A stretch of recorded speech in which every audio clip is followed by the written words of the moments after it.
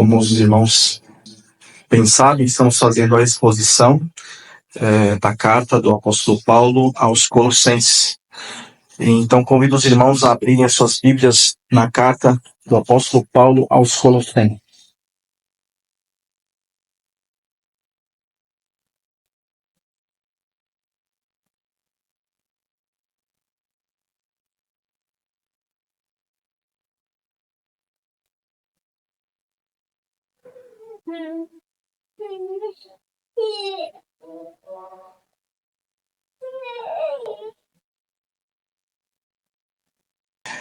Versículo 9 ao 12. Todos sendo encontrado, faremos a leitura do texto bíblico.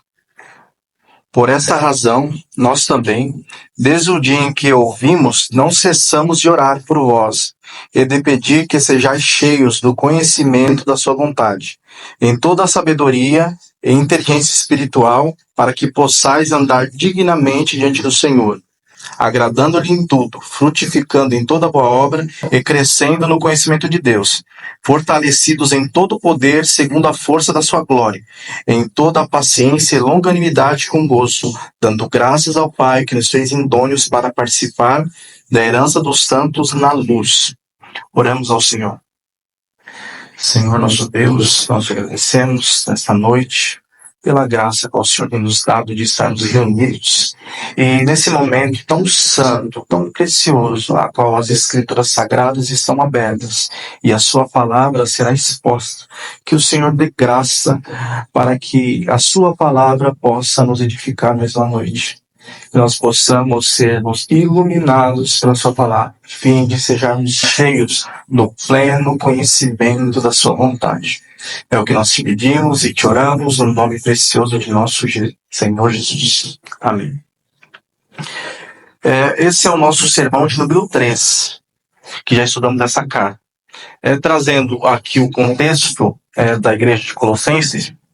Essa igreja de Colossenses, ela não foi fundada pelo apóstolo Paulo, mas sim por Epáfras, que por certo ele tem se convertido em Éfeso, onde Paulo esteve na sua terceira viagem missionária, a qual ele ficou por uma estadia de 2 anos somente pregando na escola de Tirano, onde ele pregou o evangelho, e o texto bíblico diz em Atos 19:10, de que toda a Ásia, tanto os gentios quanto os judeus, ouviram o evangelho da boca do apóstolo Paulo.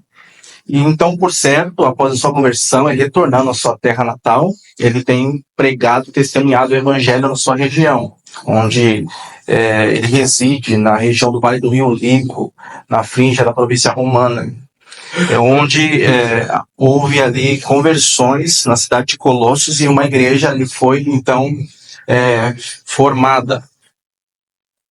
Porém, esses irmãos, eles começaram a receber muitos ataques à sã doutrina de Cristo, pois a cidade de Colossos era uma cidade pagã, e a cidade, ela tinha diversidade de crenças religiosas que começaram a misturar paganismo e junto até mesmo com cristianismo, e esse tipo de influência começou a ser afetada na igreja, no culto litúrgico, na vida dos irmãos. Então Epáfras, por saber desse perigo doutrinário que a igreja de Colossos passava, ele resolveu então viajar até Roma, onde Paulo está preso, para que Paulo pudesse então escrever uma carta para trazer uma doutrina de Cristo para a igreja de Colossos. Então esta carta, ela é destinada a isso, a Paulo apresentar a doutrina de Cristo para a igreja aos Colossenses. E nós avançamos aqui os versículos bíblicos, do primeiro capítulo, e estamos aqui no versículo 9. O tema da mensagem de hoje é como viver de modo digno do Senhor. Irmãos, a igreja de Deus vive imergida em um mundo de uma cultura pagã, de um sistema anti-Deus, sendo bombardeada por milhares de informações. O tempo todo com distrações, entretenimento, ideologias humanistas, seculares, que desejam nos doutrinar o tempo todo, né? Falsos mestres desejam nos doutrinar o tempo todo. Portanto, o cristão, nesse mundo, ele necessita ser cheio do pleno conhecimento da vontade de Deus, para que ele possa, então, viver não segundo o mundo, mas segundo a palavra de Deus, de maneira digna de Deus. E nesses versículos, Paulo nos ensinará a necessidade de sermos cheios do pleno conhecimento da vontade de Deus, para assim vivermos de modo digno do Senhor, agradando-lhe em tudo. E no versículo 9, Paulo ora para que os colossenses sejam cheios do pleno conhecimento da vontade de Deus. E nos versículos 10 ao 12, a qual lemos, Paulo nos trará quatro marcas de uma vida digna do Senhor. O meu ponto 1 diz assim: a necessidade de conhecermos a vontade de Deus. A necessidade de conhecermos a vontade de Deus. O apóstolo Paulo, ele agradece a Deus ao saber que há uma igreja de crentes em Colossos, né, a qual Epáfras relatou a ele, que havia acolhido a mensagem do Evangelho da salvação mediante a fé em Jesus Cristo. E ele louva a Deus pelos frutos que já havia na igreja, que já era manifesto, com evidência, pela fé em Cristo, pelo amor aos santos e pela esperança reservada nos céus. Nós vemos isso no versículo 3 a 8, a qual nós estudamos na ministração passada desta carta. Então, Paulo agradece a Deus pela igreja de Colossos, mas ele está sempre orando por eles. Pois a igreja de Colossos era uma igreja muito nova. Ela tinha no máximo 6 anos de existência. Epáfras a fundou provavelmente no ano 56 depois de Cristo. E essa carta do apóstolo Paulo foi em meados do ano 62. Então ela era uma igreja muito nova. Né? E após esses irmãos crerem no Evangelho, eles deveriam então amadurecer no Evangelho. O primeiro passo é crer no Evangelho. E isso os colossenses haviam crido. Nós vemos pelo relato aqui de Epáfras. Porém, eles deveriam conhecer profundamente a vontade de Deus. Portanto, Paulo ora pela igreja constantemente, após ouvir de Epáfras sobre essa igreja do Senhor. Paulo diz no versículo 9: por essa razão, aqui se referindo aos versículos 3 a 8, a qual ele já estava falando a respeito do relato de Epáfras. E ele faz uma recapitulação, versículo 3, que diz, no versículo 3, graças damos ao Deus Pai de nosso Senhor Jesus Cristo, orando sempre por vós. Então, Paulo agradece a Deus enquanto sempre ora por eles. Nos versículos 4 ao 8, ele traz os motivos que ele agradece a Deus pela igreja. Porém, a partir do versículo 9, ele volta a tratar do assunto da oração que ele já havia dito no versículo 3. Ele diz no versículo 9, por essa razão, nós também, desde o dia em que ouvimos, não cessamos de orar por vós. Paulo, ele está colocando no plural, identificando que tanto ele quanto Timóteo, a qual nós sabemos no versículo 1, que o auxilia nesta carta, ambos ao saberem da igreja de Colossos, por Epáfras, eles não cessam de orar pela igreja. A ideia aqui de não cessar de orar não quer dizer que o apóstolo Paulo está 24 horas o tempo todo orando pela igreja de Colossenses. Mas Paulo se refere que todas as vezes nas suas orações rotineiras e diárias, ele lembra de apresentar os irmãos a Deus, essa igreja a Deus. Ele tem em mente os irmãos de Colossenses. E aqui nós vemos a preocupação do apóstolo Paulo, mesmo preso, encarcerado em Roma, ele tem a preocupação com a igreja de Deus, com a doutrina de Cristo que está sendo ameaçada sobre esses irmãos, e mais do que a si próprio. Paulo nem conhecia essa igreja, nunca havia visto os irmãos dessa igreja, mas mesmo assim ele orava constantemente por eles. E aqui nós aprendemos com Paulo que nós devemos dedicar a oração pela igreja de Deus, pois somente Deus pode guardar e sustentar o seu povo, né, diante dos falsos mestres, diante desse mundo tenebroso. O versículo 9, Paulo diz que não cessa de orar por eles e também de pedir.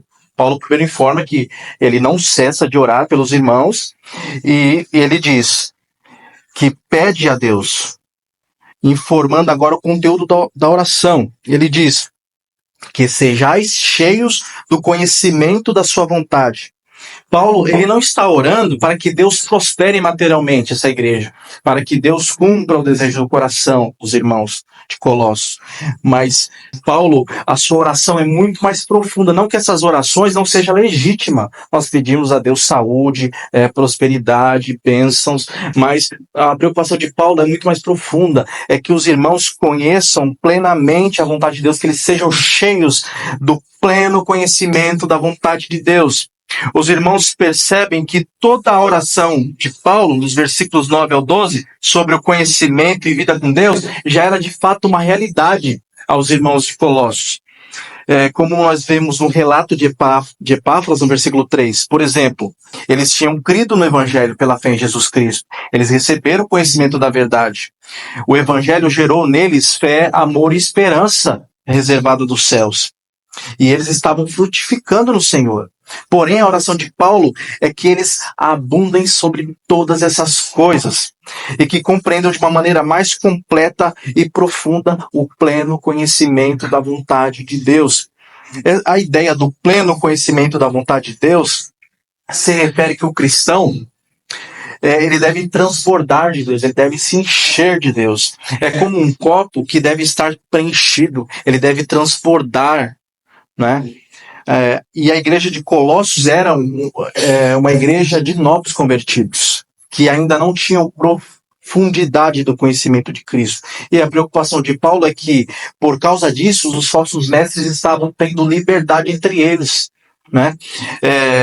Porque mesmo sendo crentes em Jesus, porque eles haviam crido, há um testemunho aqui de Epáfras, ainda lhes faltava ter esse pleno conhecimento da vontade de Deus, pois a falta de uma compreensão mais profunda de Cristo faziam deles alvos dos falsos mestres, que traziam heresias e doutrinas estranhas à fé cristã. A igreja de Colossenses era uma igreja de verdadeiros crentes, que ouviram o evangelho e creram no evangelho. Porém, eles estavam sendo influenciados pelos falsos mestres, que traziam doutrinas absurdas, que deturpavam a pessoa e a obra de Cristo. E estavam fazendo do culto cristão um culto idólatra, um culto pagão, que não glorificava Cristo. E eles estavam trazendo acréscimos à suficiência de Cristo, ensinando que os irmãos, além de crer em Jesus, eles deveriam buscar um nível alto de conhecimento pleno, místico, esotérico, que somente uma certa elite poderia alcançar, e isso os levaria à salvação. Eles ensinavam que deveriam se guardar dias, fazer dietas alimentares, se abster de certos prazeres, assim como deveriam ser circuncidados, e tudo isso referente à salvação. Então eles reduziam a Cristo também a um ser evoluído, a no máximo um anjo, que era uma emanação de Deus.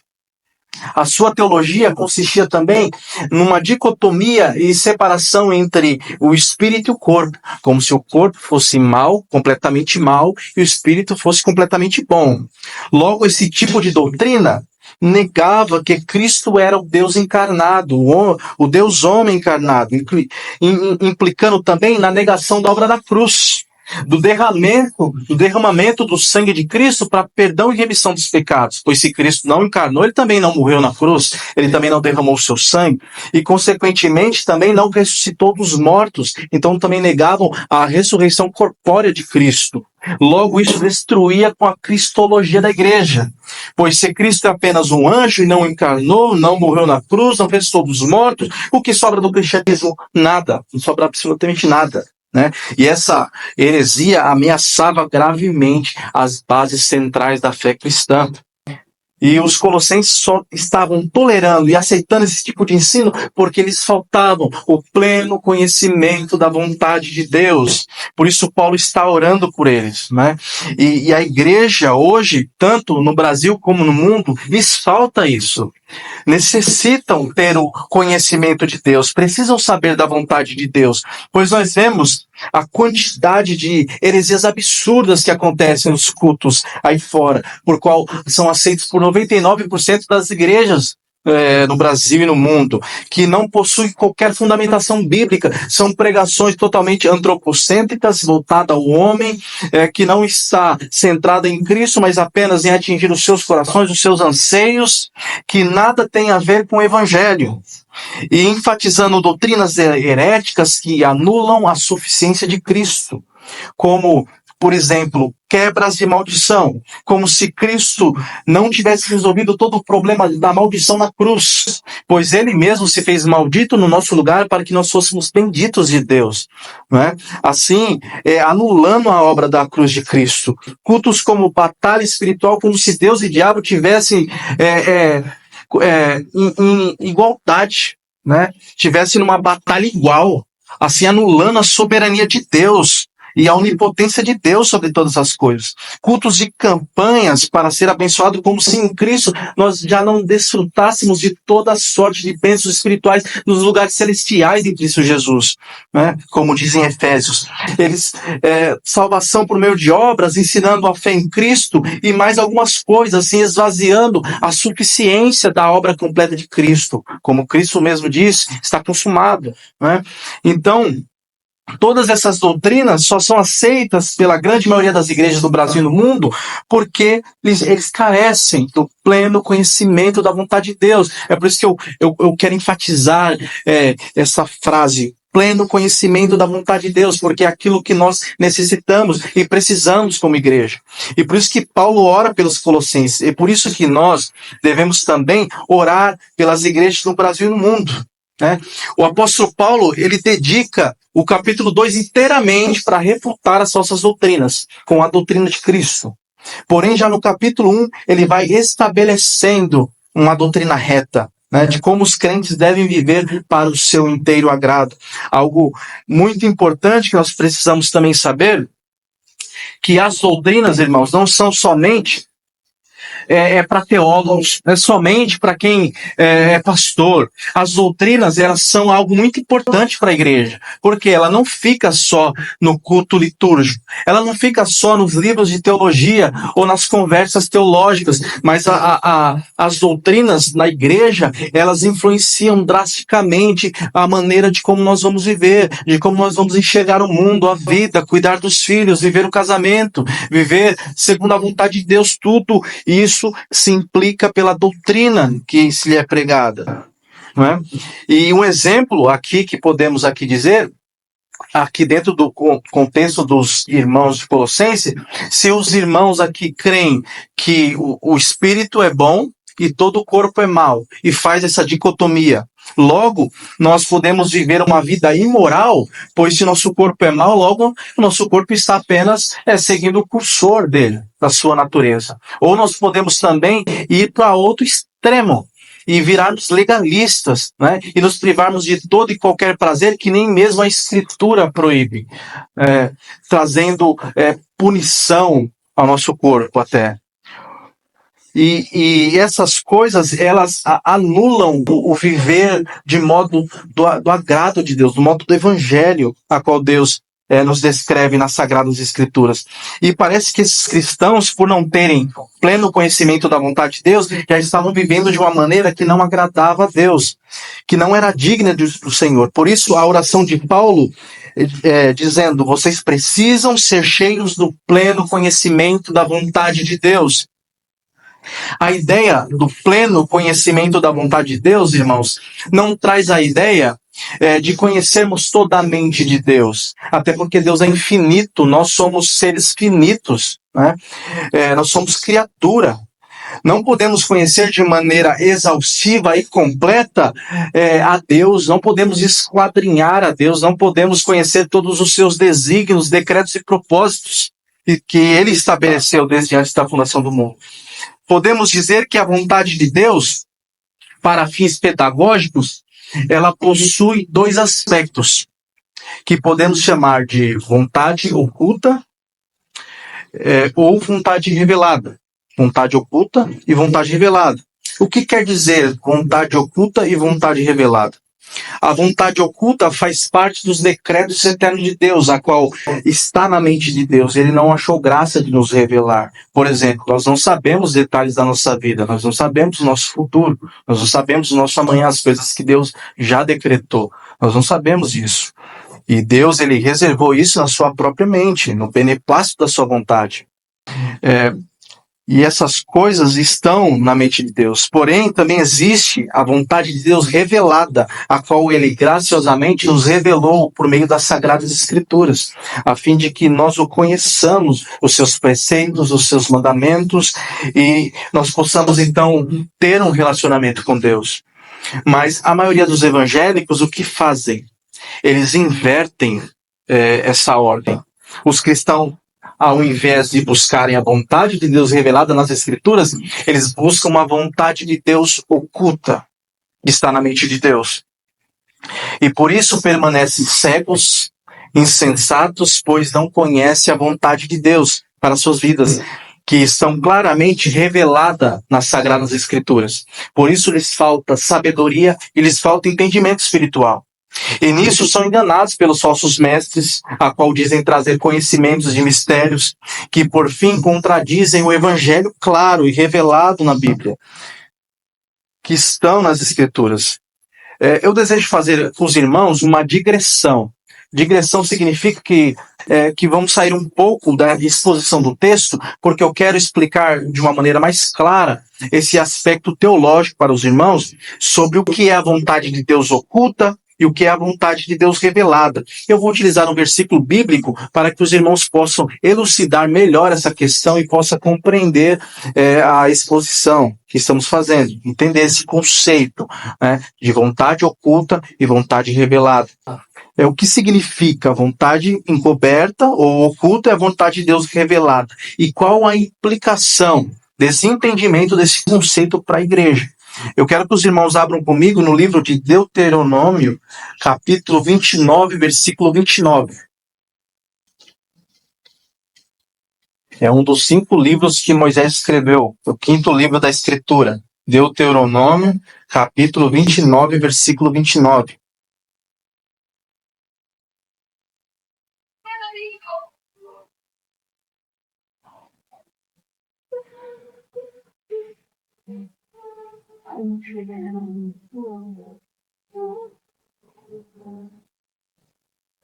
Eu quero que os irmãos prestem bem atenção que esse versículo é um versículo chave desse entendimento. Deuteronômio, capítulo 29, versículo 29. Diz assim o texto bíblico: as coisas encobertas pertencem ao Senhor nosso Deus, porém as reveladas nos pertencem a nós e aos nossos filhos para sempre, para que cumpramos todas as palavras dessa lei. Trazendo aqui uma breve explicação do contexto dos irmãos, Deus, por meio de Moisés, havia libertado o povo de Israel que estava escravo no Egito, a qual ele se encontrava há mais de 430 anos sob o jugo egípcio. E ao arrancar o povo de Israel da nação egípcia com mão forte, pois era um povo do Senhor, Deus deu a Moisés todos os preceitos de seus mandamentos e da sua vontade, para que fosse registrado para o seu povo, de como eles deveriam viver, de como eles deveriam agradar a Deus. Em Deuteronômio há uma repetição da lei para a nova geração, pois um grande povo, Israel, havia sido morto no Egito durante os 40 anos pela sua incredulidade. Então há uma nova geração que não conhece a lei. Então há a repetição da mesma lei que há em Êxodo, há também em Deuteronômio, a qual Moisés traz de novo, repete a aliança para que o povo creia, a nova geração creia.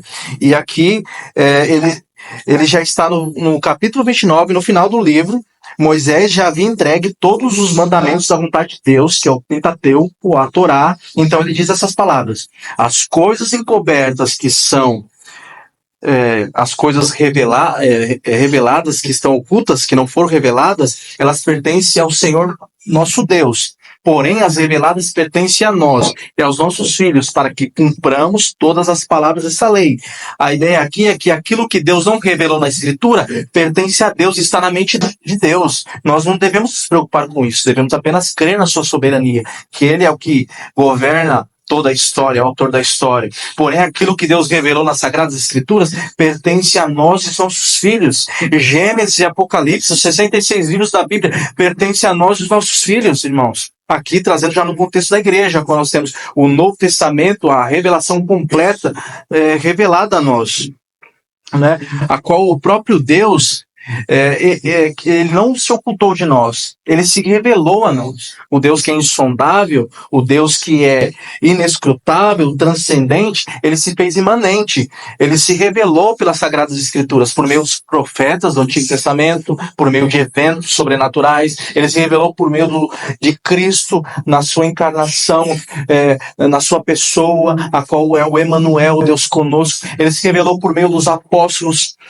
e ele trouxe todo esse registro por inspiração divina para que a sua palavra fosse perpetuada à sua igreja. E nós temos toda a revelação completa nas nossas mãos, né? A qual, pelo Espírito Santo, nós temos, Deus nos dá esse entendimento, da iluminação para conhecer plenamente a sua vontade. Então, por que não conhecemos a Deus? Por que há tantas heresias? Por que há tanto desvio doutrinário? Por que as pessoas vivem de maneira que não agrada o Senhor? É porque os evangélicos inverteram a ordem. Em vez de buscarem a revelação das Escrituras que nos foi dada, eles buscam a vontade mística, uma vontade mística que se baseia não na Escritura, mas apenas nos seus corações corrompidos pelo pecado, apenas nas suas mentes, apenas em seus sentimentos. São em sinais bobos que muitas das vezes são eles mesmos que estabelecem os padrões. Eles baseiam a sua busca no frio que eles sentem na barriga, no vento que é gelado, em superstições tolas, a qual os tornam abertos completamente a qualquer subjetismo, né? Subjetivismo que os tornam refém da sua própria carnalidade. E muitos irmãos nobres convertidos, mesmo aqueles que creram em Jesus e não são devidamente pastoreados, muitas das vezes, discipulados, eles carregam com eles também heresias, né, pressupostos heréticos. E é por isso que o apóstolo Paulo ora por esses irmãos, pois mesmo esses irmãos crentes, mesmo esses irmãos convertidos, eles precisavam transbordar, eles precisavam ser cheios do pleno conhecimento da vontade de Deus. A ideia aqui, irmãos, do pleno conhecimento de Deus no grego é epignosis, que inclusive é o mesmo termo que a seita gnóstica utiliza para enfatizar um conhecimento elevado. Porém, Paulo dá referência, usando essa mesma palavra, para expressar uma revelação, um conhecimento que vem de Deus, que vem do Espírito, que não vem de filosofias humanas, que não vem de retórica apenas, mas vem de um conhecimento transformador de Deus, não um conhecimento teórico ou apenas intelectual ou filosófico, mas um conhecimento que vem do Espírito. E não devemos com isso fazer essa separação, essa divisão que muitas das vezes alguns irmãos fazem sobre o Espírito e sobre a Escritura, né, utilizando até um versículo bíblico muito erroneamente de 2 Coríntios 3, 6, que diz que a letra mata e o Espírito vivifica. Quando o apóstolo Paulo diz que a letra mata, ele está se referindo à letra escrita nas tábuas de pedra. Ele está fazendo uma comparação da antiga aliança para a nova aliança. Então, essa letra que era escrita nas tábuas de pedra, que é a lei de Moisés, a referência à lei de Moisés, quando ela não era cumprida, sendo que ninguém pode cumprir ela, então ela mata. Ela condena, porém, a nova aliança que é inaugurada pelo derramamento do sangue de Cristo na cruz, se tem o seu advento pelo derramamento do Espírito Santo, se dá o Espírito que vivifica o pecador, que regenera o pecador. Então, por isso há essa ilustração, essa referência que a letra mata e o Espírito vivifica. Então não há dicotomia entre o Espírito e as Escrituras, até porque as Escrituras, irmãos, elas são divinamente inspiradas pelo Espírito Santo. Elas são testemunho do Espírito Santo. Nós vemos isso em 2 Timóteo, capítulo 3, versículo 16. Então, quando examinamos as Escrituras, nós conhecemos plenamente a vontade de Deus a partir da sua revelação. Toda a Escritura revela a vontade de Deus de maneira explícita, até com diversas passagens bíblicas que dizem claramente: esta é a vontade de Deus para vós. Eu convido aos irmãos, nesse momento, a andarmos um pouco pelas Escrituras e conhecermos um pouco da vontade de Deus revelada nas Escrituras para nós. Eu gostaria que os irmãos abrissem comigo no livro de Efésios. Lembrando que o livro de Efésios são cartas que são praticamente irmãs. O livro de Efésios e o livro de Colossenses. São cartas que praticamente se espelham, praticamente lançam luz uma na outra. Assim como a carta de Judas e a carta de 2 Pedro. Elas têm uma teologia muito parecida. Há até teólogos que dizem que a carta aos Efésios ela foi baseada na teologia da carta aos Colossenses. E até pelo fato também de ela ser escrita no mesmo período que foi escrita a carta dos Colossenses, sendo no período das cartas ditas como cartas da prisão de Paulo em Roma, na prisão de Roma, há esse entendimento, né? Pois elas carregam uma teologia paulina muito parecida. Os irmãos, quando tiverem tempo, os irmãos fazem essa comparação das cartas de Efésios e a carta de Colossenses. Os irmãos vejam Efésios capítulo 1, versículo 4 e 5. Aqui há uma expressão da vontade de Deus. Efésios capítulo 1, versículo 4 e 5. Diz assim o texto bíblico: como também nos elegeu nele antes da fundação do mundo, para que fôssemos santos e irrepreensíveis diante dele em amor, e nos predestinou para filhos de adoção por Jesus Cristo, para si mesmo, segundo o beneplácito da sua vontade. Então, foi da vontade de Deus eleger um povo para si, um povo para ser santo, um povo para viver em amor em Cristo, o qual se tornou por filhos de adoção por meio de Jesus Cristo. E isso foi segundo a sua vontade. É da vontade de Deus que nós vivamos vida de maneira santa e irrepreensível em Cristo, em amor. E o que isso implica para nós? Sabemos que fomos eleitos antes da fundação do mundo, segundo a boa vontade de Deus. Implica em sabermos que Deus não nos escolheu por causa que ele viu algo em nós. Ele não nos escolheu por causa das nossas obras, até porque nós nem existíamos ainda. Essa escolha de Deus foi feita na eternidade, quando nem havia tempo, né? E isso se deu apenas exclusivamente no conselho da sua vontade, antes da fundação do mundo. E isso implica, na verdade, que existe um propósito de Deus em nossas vidas com o fim de glorificar a Deus por meio de Cristo em toda a nossa maneira de viver. Observamos agora, os irmãos estão no versículo 4 e 6, os irmãos olham agora o versículo 9 e 10 e 11, que o apóstolo Paulo continua trazendo a revelação da vontade de Deus para a igreja. Diz assim o versículo 9: descobrindo-nos o mistério da sua vontade, segundo o beneplácito que propuser em si mesmo, de tornar a congregar em Cristo todas as coisas, na dispensação da plenitude dos tempos, tanto as que estão nos céus como as que estão na terra. Nele digo, em que também fomos feito herança, havendo sido predestinados conforme o propósito daquele que faz todas as coisas segundo o conselho da sua vontade. Então é segundo a boa vontade de Deus que Deus determinou em si mesmo que todas as coisas venham convergir em Cristo, quer na terra, quer no céu, de que isso quer dizer de que todas as coisas foram predestinadas para promover a glória de Cristo. Toda a história da redenção, todas as coisas têm como uma única finalidade: glorificar a Cristo. Isso quer dizer que no tempo determinado, todas as coisas também estarão debaixo da autoridade de Cristo. E esse é o plano eterno de Deus para a história, para a qual todas as coisas foram predestinadas para esse fim. E nós fazemos parte desse plano, a qual Deus também nos elegeu nele. Não somos nós que somos centro da vontade de Deus, mas é Cristo. Tudo é sobre Cristo e tudo aponta para Cristo. Não é sobre nós. Nós fomos predestinados para corresponder a isso, para viver, para fazer parte desse plano glorioso de Deus na revelação de Jesus Cristo. E que isso implica para nós sabermos desse conhecimento da vontade de Deus.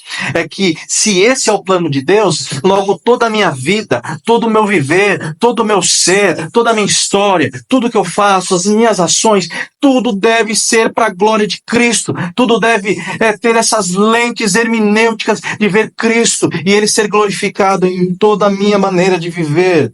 Isso deve estar expresso na minha mente, deve imprimir na minha mente. Cristo deve ser glorificado sobre todas as coisas. Então essa é a vontade de Deus, que aponta para Cristo, de que toda a humanidade em Cristo, sendo terra e céu, será redimida em Cristo. No tempo determinado por Deus, estará aos pés de Cristo, da autoridade de Cristo.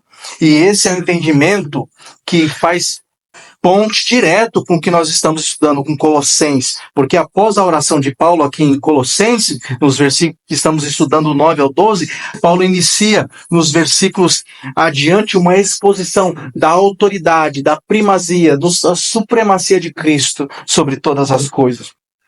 Olhem mais, irmãos, comigo, em Efésios mesmo, no capítulo 5.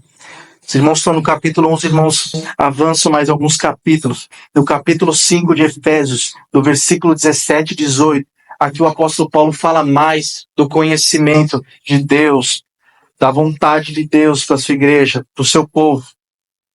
Efésios capítulo 5, versículo 17 e 18. O texto bíblico diz assim: por isso não sejais insensatos, mas entendei qual seja a vontade do Senhor. E não vos embriagueis com vinho, em que há dissolução, mas enchei-vos do Espírito. Então aquele que não entende a vontade de Deus, ele é um insensato, ele é um tolo, ele é um nécio. Pois o sábio é aquele que tem entendimento da vontade de Deus. Ele prossegue aqui no versículo 18. E não vos embriagueis com vinho, em que há dissolução, mas enchei-vos do Espírito. Os irmãos percebem que o entendimento da vontade de Deus não está relacionado apenas a um mero conhecimento intelectual, a uma mera informação ou racionalidade, mas sim no enchimento do Espírito, na plenitude do Espírito Santo, no transbordar do Espírito Santo. A ideia de Paulo aqui no versículo 18 é que o cristão, quando diz o cristão não deve se embriagar com vinho, é o sentido que o cristão não deve ser controlado, porque alguém embriagado é alguém que é controlado. Alguém que é embriagado pelo vinho, ele é controlado pelo vinho. Então o apóstolo Paulo contrapõe. Não seja controlado pelo vinho, mas seja controlado, seja cheio pelo Espírito Santo de Deus, pois é o Espírito Santo de Deus que deve dominar o seu viver, deve dominar a sua vida. Por isso ele diz, para se encher do Espírito, e isso está ligado diretamente ao conhecimento de Deus. E eu faço aqui uma pergunta aos irmãos. Quem te controla? Quem te controla? Possa ser que você esteja aqui, e você diz, não, mas eu não me embriago com vinho. Eu não sou dominado por vinho. Mas talvez você seja controlado e dominado por excesso de entretenimento, de redes sociais, de filmes, de séries, por excessiva procrastinação, por excessivo trabalho, ou até mesmo pelos impulsos da carne, pela imoralidade sexual. E há quem esteja tão cheio dessas coisas, que são dominados por ela, e vivem à mercê delas e nem comunhão tem mais com Deus. O cristão, ele deve buscar a Deus em oração, ele deve buscar ser cheio de Deus, cheio do Espírito Santo de Deus, na medida que ora, na medida que estuda as Sagradas Escrituras, para que ele seja cheio do conhecimento de Deus. Pois, irmãos, o objetivo principal do cristão não é apenas examinar as Escrituras, a fim apenas de decorar versículos, como por exemplo, dizer Salmos 23, o Senhor é meu pastor e nada me faltará, ou dizer João 3,16, que é um versículo mais bonito que eu acho da Bíblia, que é até o texto áureo da evangelização, de que Deus amou o mundo de tal maneira que deu o seu Filho unigênito para que todo que nele crê não pereça, mas tenha vida eterna. É maravilhoso, é bonito ter esses versículos em mente, pois eles revelam verdades eternas do Evangelho, mas isso não deve resumir a nossa busca por Deus, não deve resumir o nosso estudo diligente da Escritura, apenas a memorização de versículos bíblicos, apenas dominar os textos bíblicos, por mais que isso seja uma bênção ter isso, mas sim ter uma mente dominada e transformada, controlada pela palavra de Deus. Pois essa é a evidência do cristão, que está cheio do pleno conhecimento de Deus. Não é aquele somente que recita versículos bíblicos aleatórios, ou aquele que é fervoroso, mas sim aquele que é controlado, dominado inteiramente, transformado pelo conhecimento de Deus. Irmãos, olhem comigo em Romanos 12. Quero que os irmãos olhem comigo em Romanos 12. Paulo fala mais sobre a vontade de Deus. Paulo fala sobre essa renovação de mente que é segundo a vontade de Deus para a igreja. Romanos capítulo 12, versículo 1 e 2. Eu quero que os irmãos me acompanhem. Romanos 12, versículo 1 e 2. Diz assim o texto bíblico: rogo-vos, pois, irmãos, pela compaixão de Deus, que apresenteis os vossos corpos em sacrifício vivo, santo e agradável a Deus, que é o vosso culto racional. E não sede conformados com esse mundo, mas sede transformados pela renovação do vosso entendimento, para que experimenteis qual seja a boa, agradável e perfeita vontade de Deus. Então é da vontade de Deus que nós ofereçamos a Deus um culto racional, entregando a Deus a nossa própria vida, tendo nossa mente preservada da corrupção do mundo e renovada pela palavra de Deus, transformada constantemente, o nosso entendimento pela palavra de Deus, pelo conhecimento de Deus, para que então possamos experimentar qual seja a boa, a perfeita e agradável vontade de Deus. A vontade de Deus, irmão, ela não deve ser apenas algo entendido na nossa mente, mas deve ser algo experimentado, algo vivido. Não deve ser apenas algo mental, mas deve ser algo transformador, que nos faça viver para a glória de Deus. E há diversas outras passagens bíblicas que nós poderíamos aqui passar a noite toda falando, que dizendo expressamente, essa é a vontade de Deus, para que os irmãos vejam esse exercício que estão fazendo, que nós temos plenamente a revelação de Deus de como viver para o seu inteiro agrado, pelas sagradas escrituras. Então, irmãos, Deus deseja que nós o conheçamos, que nós o entendamos. Nós devemos transbordar desse conhecimento. É a necessidade do povo de Deus deve ter, é de ser cheio do pleno conhecimento da vontade de Deus. Por isso que Paulo ora no versículo 9, e dizendo: por essa razão, nós também, desde o dia em que ouvimos, não cessamos de orar por vós e de pedir que sejais cheios do conhecimento da sua vontade, em toda sabedoria e inteligência espiritual. Paulo, irmãos, deseja que, conhecendo a vontade de Deus, os irmãos de Colossos pudessem ter sabedoria e inteligência espiritual. Quer dizer sabedoria? No grego, sabedoria é Sofia. Nome bonito, Sofia, né? O nome da minha filha, Sofia. E inteligência espiritual nos traz a ideia de agir sabiamente, de ter percepção, inteligência espiritual, ter percepção, ter discernimento correto, a qual todos nós necessitamos de sabedoria e inteligência espiritual que vem do alto, a qual, segundo a carta de Tiago, ele diz que isso é disponibilizado por Deus a todo aquele que pede. Ele diz isso, irmãos, Tiago capítulo 1, versículo 5, eu vou lendo aqui para ganharmos tempo. Tiago capítulo 1, versículo 5, ele diz assim: e se algum de vós tem falta de sabedoria, peça a Deus, que a dá a todos liberalmente. Eu não lanço em rosto, e ser-lhe-á dada.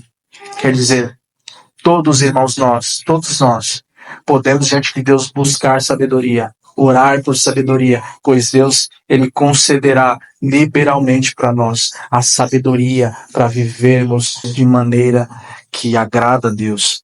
Paulo ora por sabedoria e inteligência espiritual, para que os crentes em Colossos pudessem não somente conhecer a Deus, mas discernir um cristianismo pleno. O que é um cristianismo pleno? Para que assim pudesse viver, então, com um entendimento correto da vontade de Deus.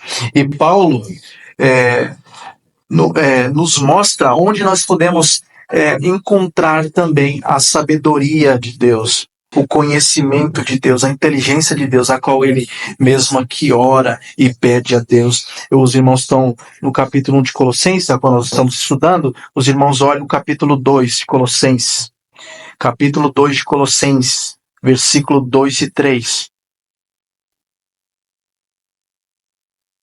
Aqui Paulo ele vai nos mostrar onde que está a sabedoria, conhecimento e a inteligência espiritual, o qual ele ora aqui a Deus pelos colossenses. Capítulo 2, versículo 2 e 3, diz assim o texto bíblico: para que os seus corações sejam consolados e estejam unidos em amor, em todas as riquezas da plena certeza da inteligência, para conhecimento do mistério de Deus. Irmãos, percebam, das riquezas da plena certeza da inteligência, para conhecimento do mistério de Deus, e Pai e de Cristo, em quem estão escondidos todos os tesouros da sabedoria e do conhecimento. Então, os irmãos percebam que é em Cristo que nós encontramos todas as coisas. A teologia de Paulo é cristocêntrica. É Cristo o tempo todo. É uma explanação, uma exposição de Cristo. Paulo, com esse entendimento, ele quer que os seus leitores sejam saturados de Cristo. Eles querem que os seus leitores eles desejam em Cristo, pois é em Cristo que há sabedoria, é em Cristo que há conhecimento, é em Cristo que há inteligência espiritual, é em Cristo que há todas as coisas que nós necessitamos. Devemos saturar a nossa mente de Cristo, da sua palavra. E a compreensão da vontade de Deus tem a finalidade de nos moldar a viver de modo digno do Senhor. É o que o versículo 10 vai dizer. Os irmãos olham comigo o versículo 10 de Colossenses, capítulo 1. Diz assim o texto bíblico. Nós fomos no versículo 9, agora o versículo 10 diz assim: para que possais andar dignamente diante do Senhor, agradando-lhe em tudo, frutificando em toda boa obra e crescendo no conhecimento de Deus. Então os irmãos percebam que, primeiramente, para viver de modo digno do Senhor, do agrado do Senhor, primeiro é necessário nós conhecermos o pleno conhecimento da vontade de Deus. Nós sejamos cheios do conhecimento da vontade de Deus, porque sem o conhecimento da vontade de Deus, nós não podemos agradar a Deus. Nós não podemos, pois não conhecemos a Deus, como vamos agradar a Deus, né? Mas então os irmãos percebam que a ortodoxia, que é a doutrina reta, ela gera a ortopraxia, que é a prática piedosa, de uma vida piedosa. Então, todo o nosso viver, ele é moldado segundo o nosso entendimento. É por isso que há aqui uma ênfase do apóstolo Paulo sobre o entendimento da vontade de Deus. Pois se você não entende quem é Deus de fato, quem é Cristo de fato, você não pode agradar. Então essa é a preocupação de Paulo, de que os crentes conheçam plenamente, sejam cheios do conhecimento da vontade de Deus, pois todo o nosso viver é moldado segundo o nosso entendimento, segundo aquilo que cremos. Não tem como adorarmos a Deus sem conhecermos os atributos de Deus e sobre quem Deus é. Não tem como vivermos um cristianismo verdadeiro e pleno sem conhecermos plenamente quem Deus é, para assim vivermos de modo digno do seu agrado, digno da sua vontade. Logo, a nossa adoração, o nosso viver, depende de como conhecemos a Deus. E é por isso que vemos tantos escândalos no meio evangélico e famílias muitas das vezes destruídas em desespero, querendo saber qual é a vontade de Deus para a nossa vida. Qual é a vontade de Deus para o meu filho? Qual é a vontade de Deus para o meu casamento? Qual é a vontade de Deus para a criação do meu filho? Meu filho está perdido, qual é a vontade de Deus? Qual é a vontade de Deus no meu trabalho? Irmãos, nós temos plenamente a vontade de Deus revelada nas Sagradas Escrituras. Nós devemos nos encher desse pleno conhecimento da vontade de Deus.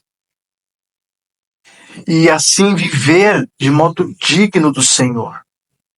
Por isso é necessário o conhecimento de Deus, pois tudo vai partir disso, desse pressuposto. Quem é Deus? Pois sabendo quem é Deus, quem é Cristo, agora eu posso viver de modo digno dele. Pois se conhecemos a vontade de Deus, logo com sabedoria e inteligência espiritual, saberemos como viver de modo que agrada a Deus.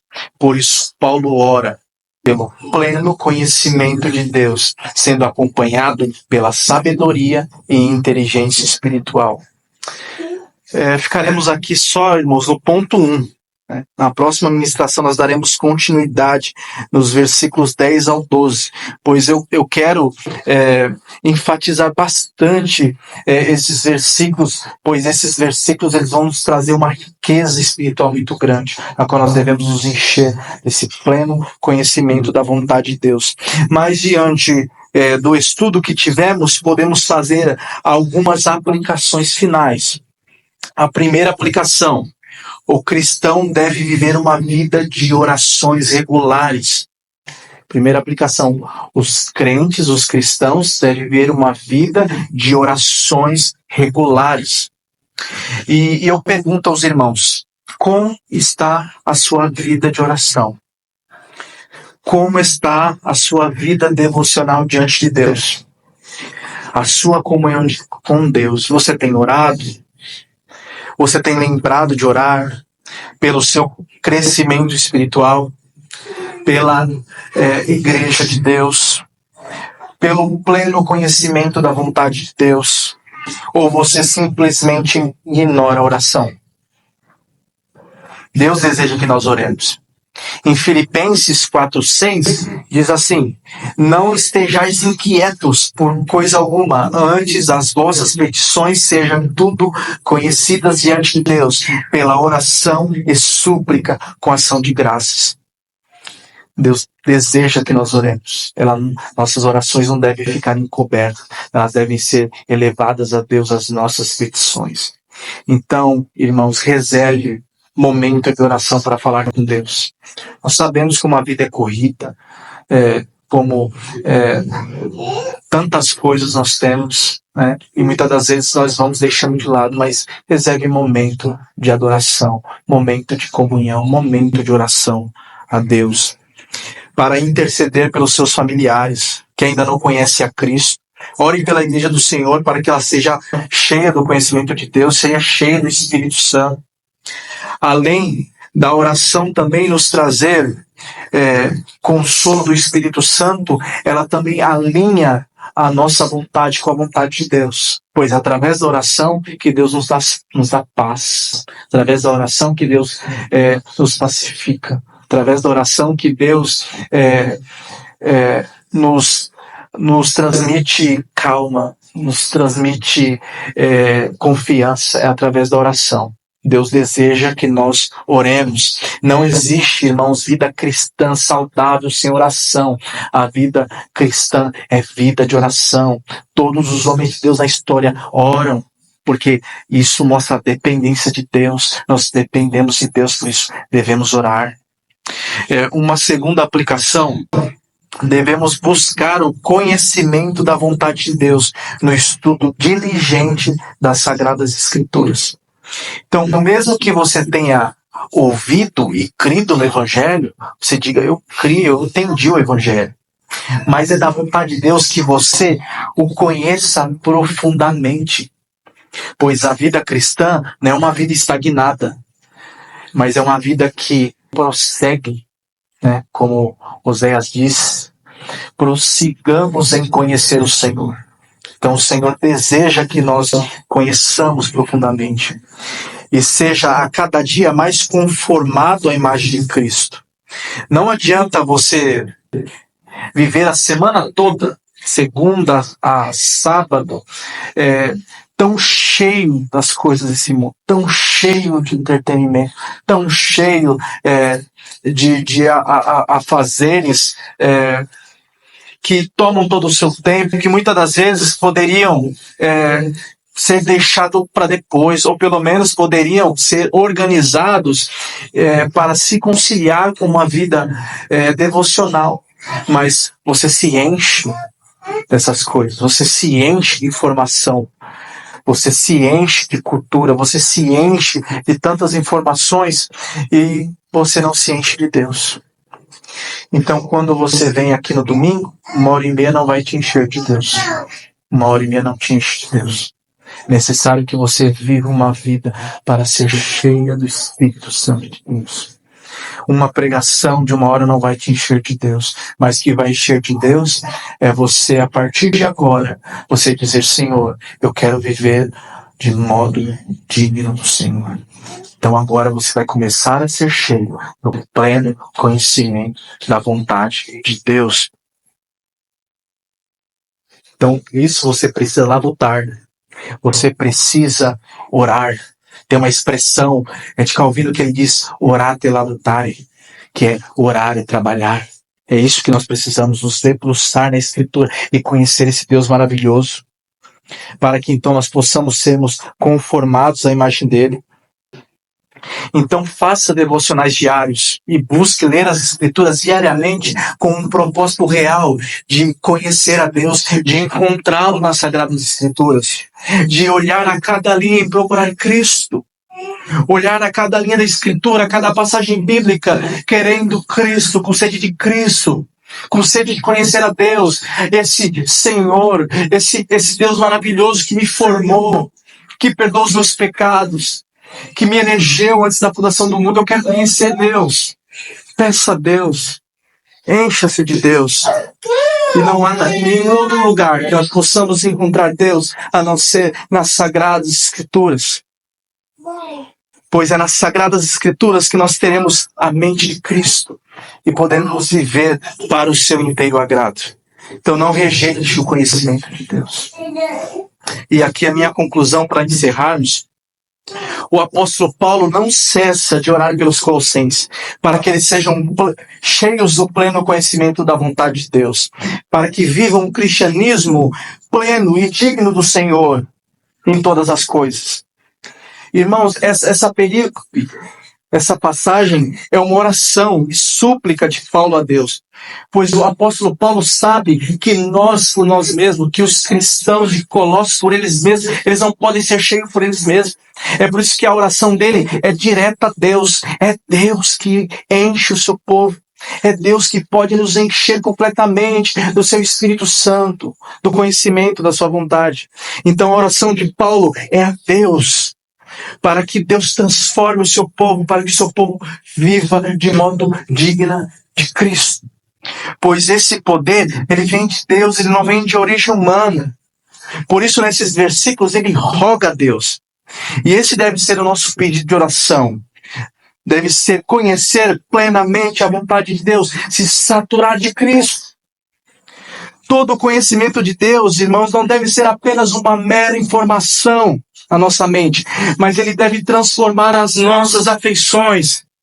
Ele deve elevar o nosso amor por Cristo, para que então possamos ter um relacionamento profundo com nosso Deus, íntimo com nosso Deus, com Cristo, para que então possamos viver de modo digno do Senhor. Oremos assim. Senhor nosso Deus, nós te agradecemos essa noite pela tua graça. Obrigado, Senhor, pelo Senhor ter nos trago aqui pelo Senhor ter nos reunido nesta noite, para que nós, mais uma noite, pudéssemos conhecer mais o pleno conhecimento de Deus. Como Jesus disse na oração sacerdotal, de que a verdade de Deus, o conhecimento de Deus, é que nós conheçamos a Deus único e verdadeiro, e a Jesus Cristo, a quem enviaste. Esta é a vida eterna, é que nós conhecemos a Deus e a Cristo. Nós te agradecemos, Senhor. Nós te louvamos essa noite, te pedimos que esse texto bíblico, inspirado pelo Espírito Santo, ele possa saltar e possa vivificar no nosso coração. Que nós possamos experimentar conhecimento de Deus, não como uma mera informação, não como letra, mas como vida. Que o Senhor encha a tua igreja do pleno conhecimento da vontade de Deus. Que a sua igreja, o seu povo, como jarros agora na sua presença, sejam cheios do pleno conhecimento da vontade de Deus. Senhor, guarde o seu povo dessa cultura pagã, humanista secular, a qualquer destruir os seus servos, a qualquer minar a fé, a que quer perverter Cristo neles. Guarda o seu povo, Senhor. Guarda-nos desse mundo tenebroso e nos dê a alegria, o prazer de vivermos de modo digno, Senhor. É o que nós te pedimos essa noite. Nós te agradecemos no nome de Jesus Cristo. Amém.